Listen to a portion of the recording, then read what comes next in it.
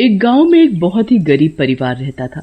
उस परिवार में बस मनोहर और उसकी पत्नी लता रहते थे। मनोहर माली का काम करता था। उनकी कोई संतान नहीं थी। मीना हर दिन मंदिर जाती और हमेशा भगवान से अपने लिए एक संतान मांगती थी। एक दिन जब मनोहर काम के बाद जंगल में लकड़ी लेने जाता है तो वहाँ उसे दूर से बड़ी चमकती हुई चीज दिखती है। ये इतनी तेज क्या चमक रहा है? मेरी आंखों में इतनी तेज रोशनी लग रही है। ओहो! मनोहर थोड़ा आगे चलकर देखता है तो उसे किसी औरत के बुरी तरह से हंसने की आवाज आती है। वो डरते डरते वहाँ जाता है और वहाँ एक सुनहरी बालों वाली चुड़ैल को देखकर बुरी तरह डर जाता है। हे भगवान, ये तो वही सुनहरी बालों वाली चुड़ैल है जिसके बारे में दादी मुझे बचपन में कहानियाँ सुनाया करती थीं। मनोहर जल्दी से घर जाकर लता को सारी बात बताता है।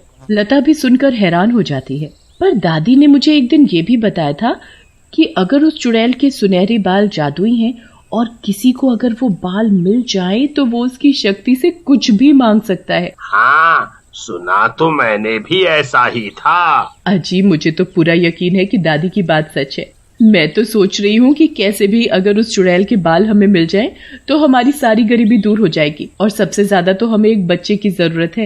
इतने ख्वाब मत देखो लता। हाँ, देखो जी, आप तो चुप ही रहो। मैं तो उस चुड़ैल के बाल लेकर ही रहूंगी। मुझे दादी ने बताया था कि अमावस की रात को ही उसके बाल काटने चाहिए। तो बस अब मुझे उस रात का ही इंतजार है। और हाँ, इस चुड़ैल के बारे में किसी को मत बताना वरना सब काम खराब हो जाएगा। ओह, तुम्हें जो करना है करो।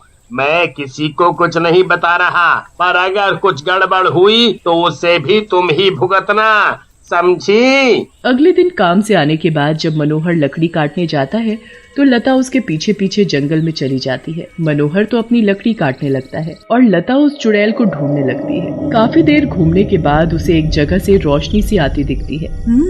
वहाँ जरूर कुछ है, मुझे जाकर देखना चाहिए। लता जाकर देखती है तो वो रोशनी एक गुफा के अंदर से आ रही होती है जहाँ सुनहरे बालों वाली चुड़ैल रहती है। लता छुपकर उस चुड़ैल को देखने लगती है। चुड़ैल एक बड़े शीशे के आगे खड़ी होकर अपने बाल काट रही होती है। उसके बाल इतने लंबे होते हैं कि पूरी गुफा में चारों ओर फैले हुए होते हैं। चुड़ैल अपने बालों को देख देख कर बहुत खुश हो रही होती है। मेरे जादुई बाल कितने सुंदर हैं। इनकी चमक ने ही तो मुझे आज तक जवान रखा है और हमेशा रखेगी।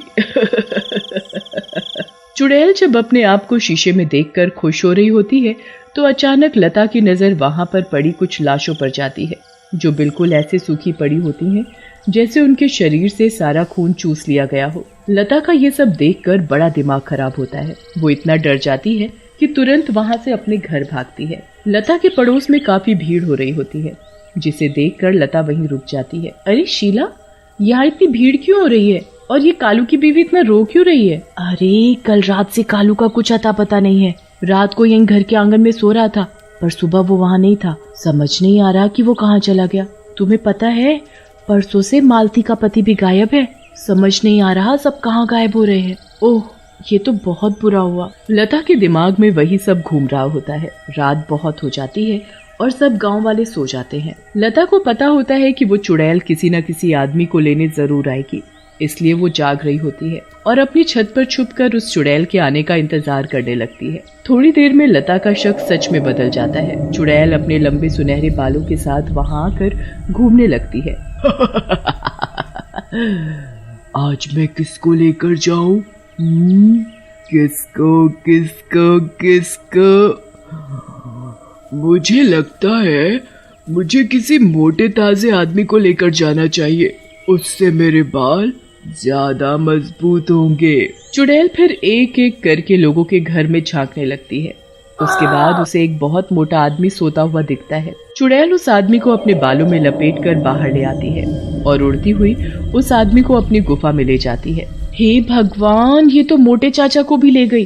पर आखिर ये ऐसा क्यों कर रही है? मुझे इस बात का पता लगाना ही होगा। लता जंगल में जाती है और उस चुड़ैल की गुफा के बाहर खड़े होकर सब देखने लगती है। चुड़ैल गांव के उस आदमी को अपने बालों में लपेटे हुए होती है और उस पर कुछ जादू करने लगती है।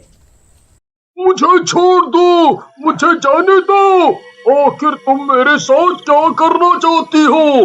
क्यों मुझे यहाँ लाई हो? मैं तुझे इसलिए यहाँ लाई हूँ ताकि तुझे निचोड़कर तेरे खून को अपने बालों में लगाऊं और अपने बालों की चमक और जादुई शक्तियां बरकरार रख सकूं। आखिर इन्हीं शक्तियों की वजह से ही मैं आज तक जिंदा और जवान हूँ। उसके बाद चुड़ैल उस आदमी को अपने बालों में ऐसे जकड़ लेती है कि उस आदमी का सारा खून निचोड़कर चुड़ैल के बालों में बहने लगता है। खून मिलते ही चुड़ैल के बाल और चमकने लगते हैं। इनकी शक्तियां बढ़ते ही ये कितने ज्यादा खूबसूरत लगने लगते हैं, पर मुझे इनकी चमक बनाने के लिए हर दिन एक आदमी का खून अपने बालों को पिलाना ही होगा। ओह, ये चुड़ैल तो आदमियों के खून से अपने बालों की शक्तियों को बढ़ा रही है और इसलिए ये आज तक जिंदा है। मुझे जल्द ही इसका राज गांव वालों को बताना होगा, वरना ये गांव के सभी आदमियों को मार डालेगी। लता जल्दी से गांव वापस आती है और फिर उसके मन में अपने बच्चे को लेकर ख्वाहिश जागने लगती है। अगर मैंने इस चुड़ैल के बारे में बता दिया तो गांव वाले इस चुड़ैल के बाल नष्ट करके इसे मार डालेंगे, और अगर इसके बाल नहीं रहे तो मुझे मेरा अपना खुद का बच्चा कभी नहीं मिल पाएगा। लता बड़ी ही दुविधा में आ जाती है। वो सोचती है कि या तो वो गांव वालों को चुड़ैल का सच बताकर उनकी जान बचा ले या खुद उस चुड़ैल के बाल ले ले। लता को ये भी पता था कि चुड़ैल के जादुई बालों की शक्तियां तभी काम करेंगी जब तक चुड़ैल जिंदा है, इसलिए वो चुड़ैल के बाल लेने के बाद भी उसे मार नहीं सकती थी। लता यही सब सोचती हुई घर पहुंचती है तो मनोहर उसका घर पर पहले से ही इंतजार कर रहा होता है। इस वक्त तुम कहाँ से आ रही हो? मुझे सच सच बताओ। वो सच सच बताओ, क्या बात है? मुझे सब पता है कि तुम अभी झूठ बोल रही हो। मैं छुपकर जंगल गई थी और मैंने उस सुनहरे बालों वाली चुड़ैल का पता भी लगा लिया, पर जो मैंने देखा उसे देखकर मैं बहुत डर गई हूँ। ये बताओ कि तुमने ऐसा क्या देख लिया? आपको पता ही होगा कि कैसे गांव के आदमी रोज गायब हो रहे हैं। दरअसल वो चुड़ैल उनको ले जाती है, उनका खून निचोड़कर अपने बालों में लगाती है, जिससे उसके बालों की शक्ति बनी रहती है और वो चुड़ैल जवान बनी रहती है। हे भगवान, अब तो जल्द ही हमें उसे खत्म करना होगा। नहीं, आप ऐसा कुछ नहीं करोगे। उस चुड़ैल को मारने के लिए हमें उस चुड़ैल के बालों को नष्ट करना होगा, और अगर उस चुड़ैल के बाल ही नष्ट हो गए तो मेरा सपना कभी पूरा नहीं हो पाएगा। मुझे उसके जादुई बाल चाहिए ही चाहिए। आखिर उसी की मदद से मैं माँ बन सकती हूँ। मनोहर लता को बहुत समझाता है, पर वो मनोहर की एक नहीं सुनती और मनोहर को भी चुप रहने को कहती है। लता की जिद के आगे मनोहर झुक जाता है। उसके बाद सुनहरे बालों वाली चुड़ैल आए दिन किसी आदमी को उठाकर ले जाती। गांव वाले बड़े ही परेशान थे, पर उनको तो पता ही नहीं था कि ये सब सुनहरे बालों वाली चुड़ैल का काम है। मनोहर और लता अपना मुंह सिल लेते हैं और किसी को चुड़ैल के बारे में नहीं बताते। लता तो बस अमावस की रात का इंतजार करती रहती है कि कब वो रात आएगी और वो उस चुड़ैल के बाल काट कर अपने मन की सारी इच्छाएं पूरी कर पाएगी। कुछ दिनों बाद जब अमावस की रात आती है तो लता जल्दी से चुड़ैल की गुफा तक पहुंच जाती है। उसके एक हाथ में कैंची होती है और दूसरे हाथ में लालटेन। लता गुफा के बाहर छुपकर खड़ी हुई होती है कि अंदर से फिर किसी आदमी के चीखने की आवाज आती है। लगता है आज फिर इसने गांव के किसी आदमी को पकड़ लिया, पर मुझे क्या, मुझे तो बस बाल काटने हैं और यहाँ से फटाफट निकलना है। लता जैसे ही छुपकर गुफा के अंदर जाने लगती है तो उसकी आंखें फटी की फटी रह जाती हैं। चुड़ैल तो उस रात उसी के पति मनोहर को अपने बालों में लपेटे हुए होती है। आज तो तेरी बारी है, आज मैं तेरे खून से अपने बालों की शक्ति बढ़ाऊंगी। ओह, ये तो मेरे ही पति है, अब मैं क्या करूं, इनको कैसे बचाऊं? बचाओ, मुझे कोई तो बचाओ, अरे बचाओ। लता को कुछ समझ नहीं आ रहा होता कि वो अपने पति को कैसे बचाए। मनोहर की जान बस निकलने ही वाली होती है कि लता जल्दी से लालटेन चुड़ैल के बालों पर फेंक देती है, जिससे चुड़ैल के सुनहरे बालों में आग लग जाती है। अरे अरे, ये क्या हो गया?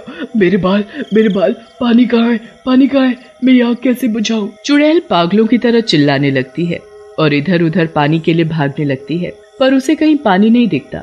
चुड़ैल की ताकत खत्म होने लगती है। कुछ ही देर में चुड़ैल के सारे बाल जल जाते हैं और वो गंजी हो जाती है।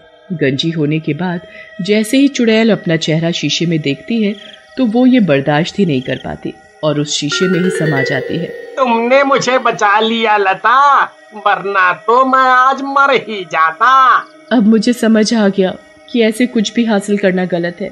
1 साल बाद उनके घर एक बेटी भी जन्म लेती है और मनोहर को एक अच्छी जगह पर काम भी मिल जाता है। दोनों बहुत ही खुशी खुशी अपनी बेटी के साथ रहते हैं।